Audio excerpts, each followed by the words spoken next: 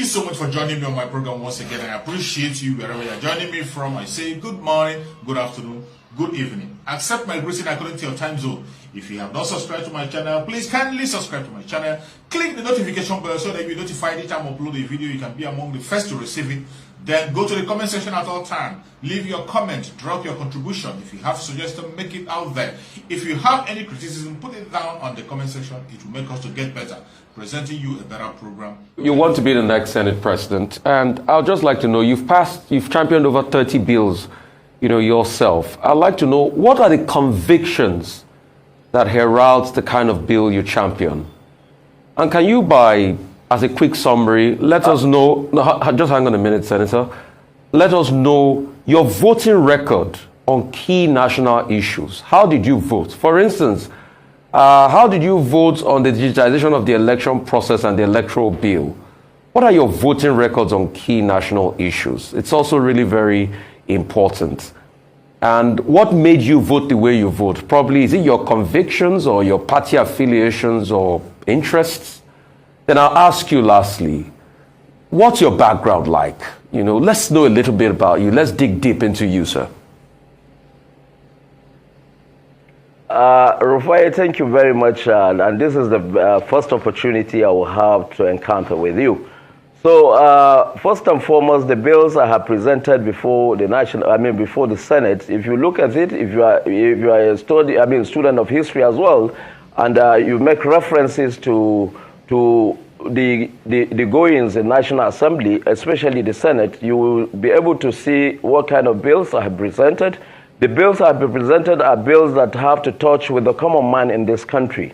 I have also proposed a bill that have raised so many issues.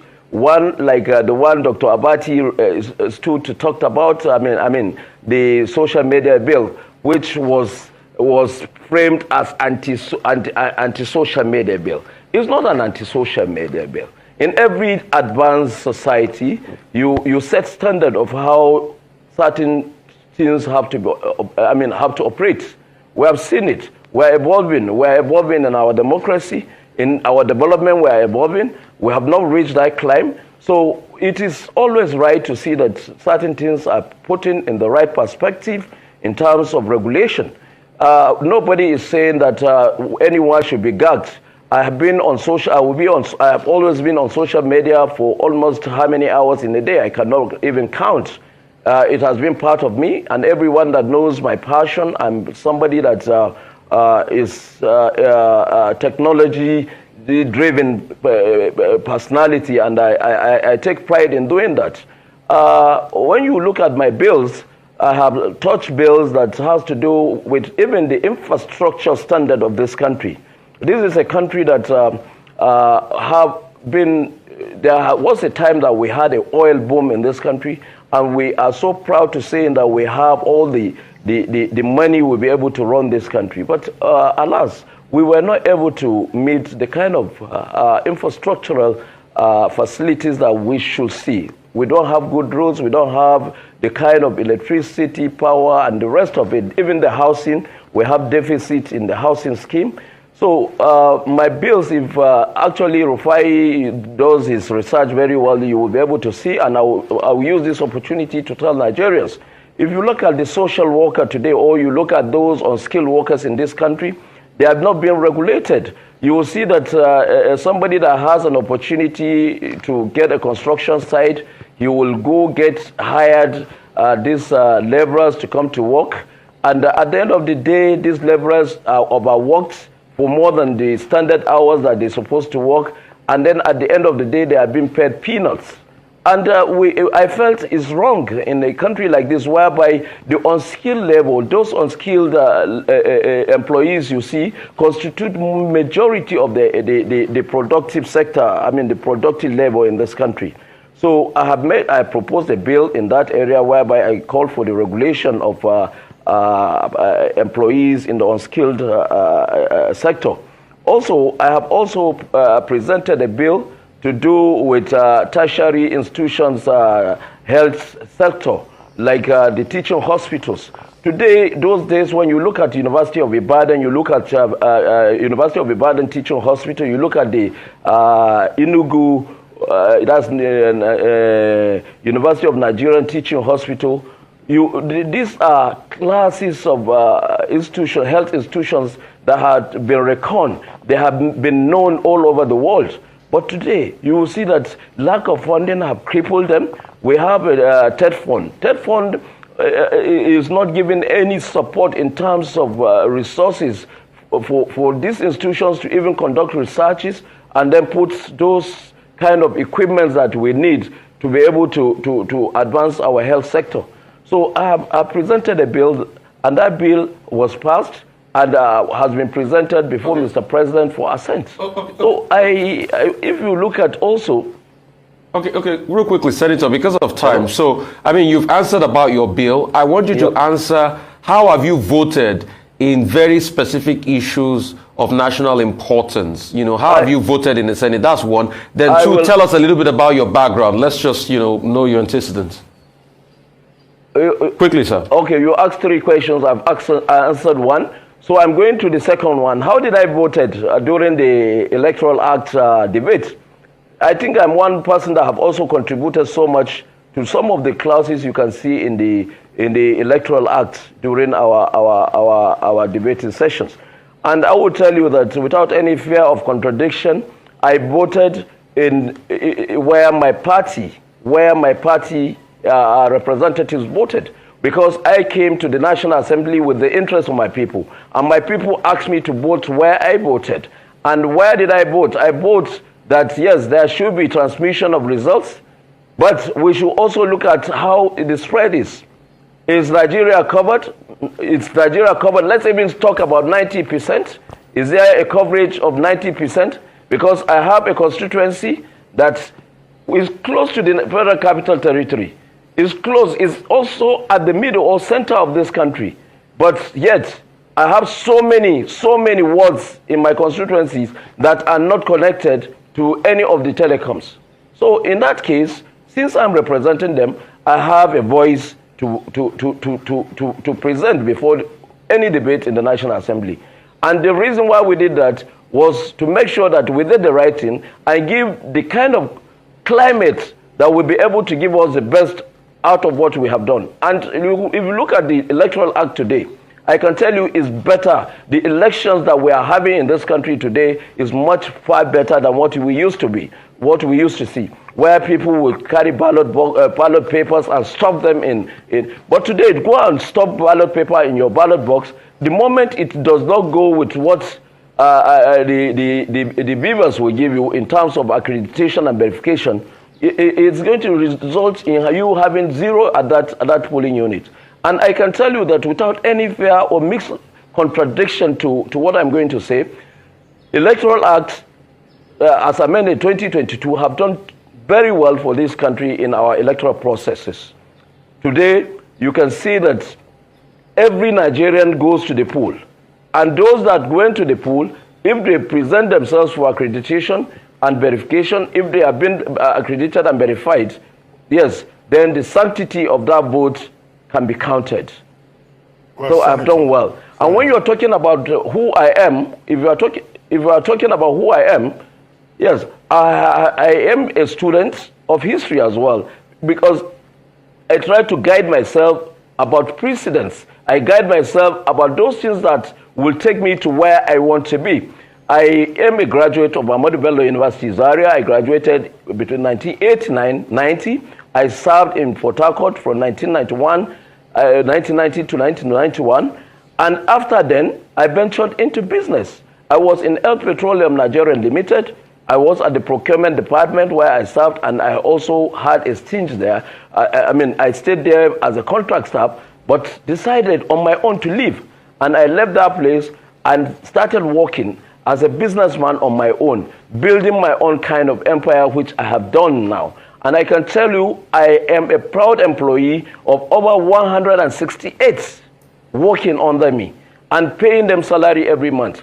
That does not stop me from going to aspire for a position, of which I resigned my appointment in the company I have set. I resigned my appointment and venture into politics.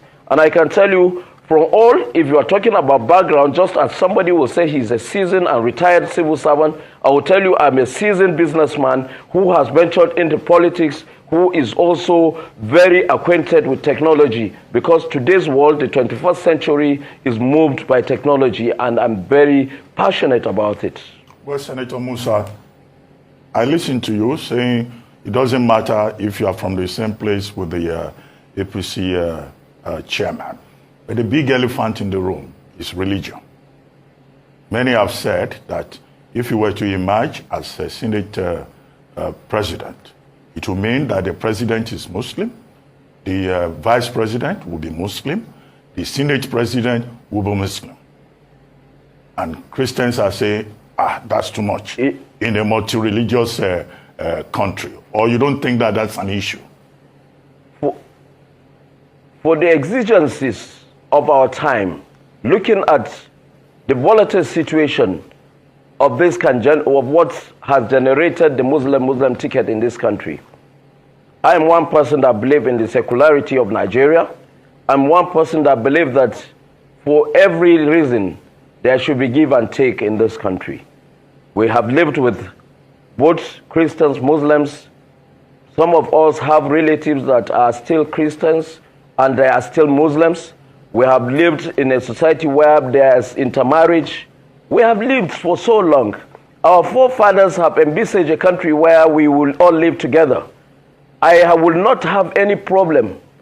I will not have any problem to see a qualified, competent personality like me in the Senate who has also presented himself for the office of the Senate presidency and asking me to please drop my ambition for him. I will do it. There is the position of Deputy Senate President, which of course is also a presiding office in the National Assembly.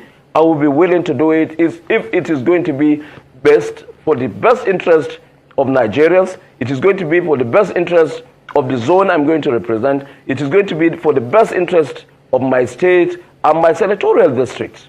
There is no commitment and there is no sacrifice that is too much to do in order to give the unity this country deserves. And that is me, and that is my ambition. Good morning, Dr. Abati.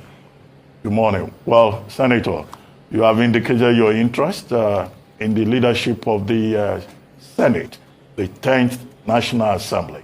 Although your party is here to zone, the position to any part of the country. Well, could you tell us about your interest in this position? Because when I heard Senator Musa, the thing that I remembered was your social media bill. I hope Senator Musa is not going to become Senate president and say he wants to gag social media as he attempted in 2019. But what's your mission? Thank you very much, Dr. Abati. Let me talk of the latter. That is the social media bill you just make the reference to. In an environment like Nigeria, and with what we have been seeing, I still don't run away from the fact that we still need to regulate our social media space. And how do we regulate it? It's not by gagging. I've never proposed a bill to gag freedom of speech, never. What I did is for us to be able to regulate it so that you and I will be able to accept and agree to what we can see.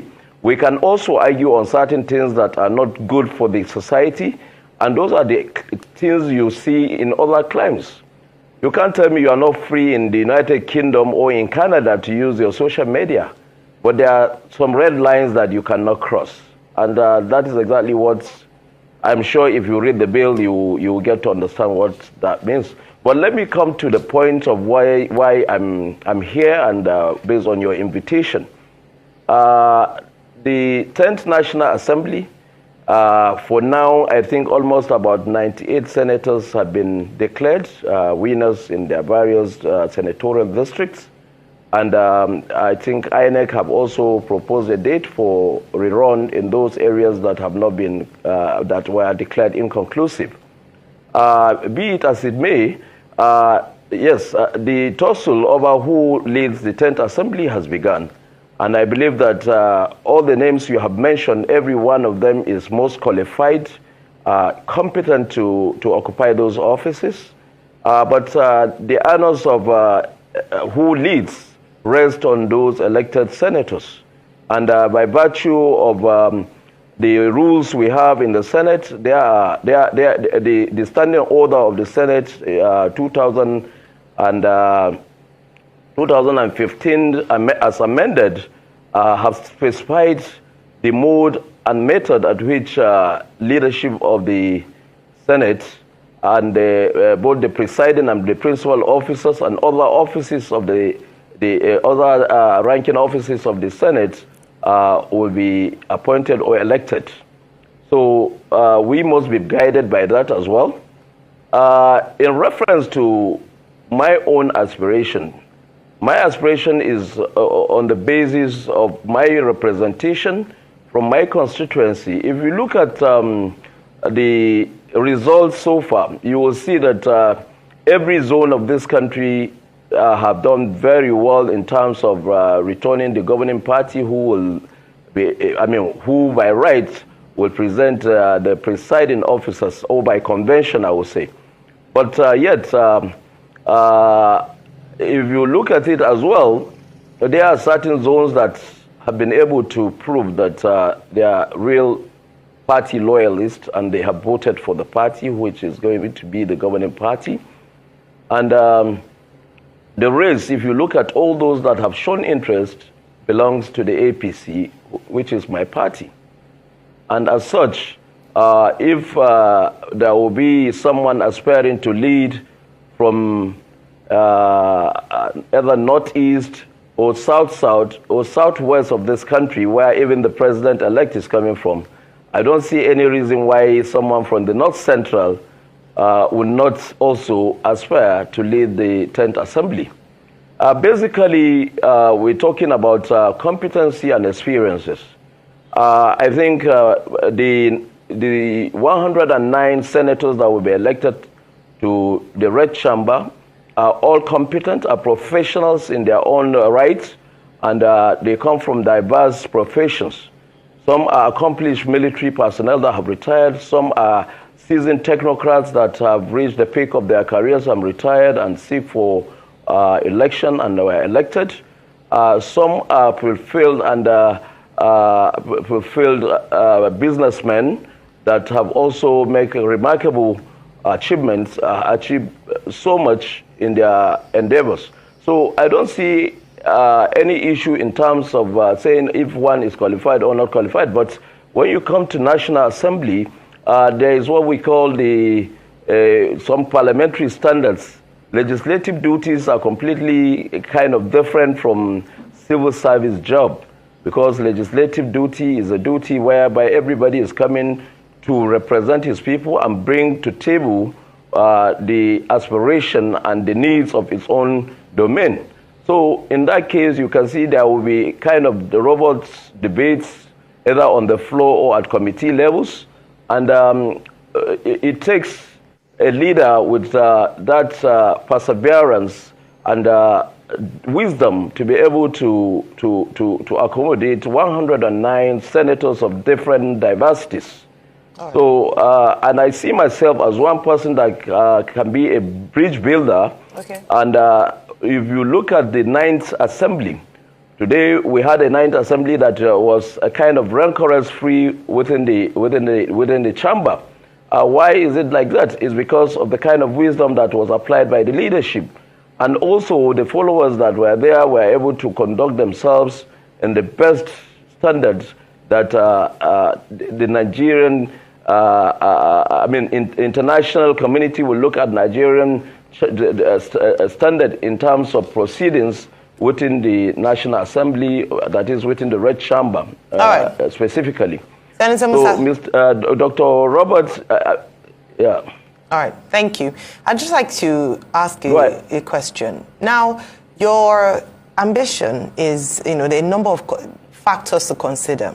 Number one is you're predicating your ambition based on the fact that you're hopeful that this the Senate president would be zoned by your party.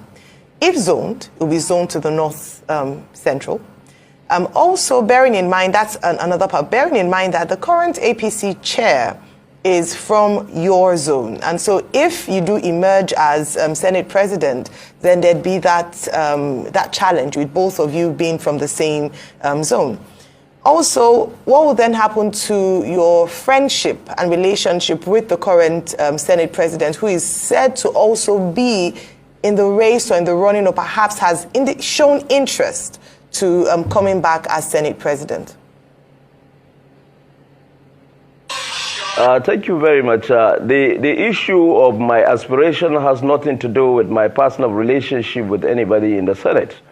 It's, I'm here to represent my constituency. By virtue of my aspiration, I'm here also. By virtue of my aspiration is also to represent all those that comes from the North Central by virtue of what we have, like the 6 geopolitical zones. So my relationship with the Senate President is a very respectful one. I respect him and I will continue to respect him. He has led a National Assembly that did very well. But notwithstanding that, if you're talking about zoning, why not? If it's zoned to my zone, the Senate President should be able to support me because I've also supported him all through. So also, it is a choice of other senators to say, okay, this is who we want, and we're going to elect him as our leader. If you're talking about national chairman coming from APC, it is the zoning arrangement being adopted by the party is not in the status of any of our constitution, either the party constitution or the party constitution or the country's constitution. It is an arrangement. It is more or less a gentleman agreement. We have seen it. It happens in 1999, where the national chairman comes from the North Central, and we have a presiding officer also coming from the North Central. Vis-a-vis, we have seen it where Saraki was the Senate President, and we also have a situation where you see Ahmadu Ali was chairing, and then we have David Mark as Senate President. So there is a precedent to that.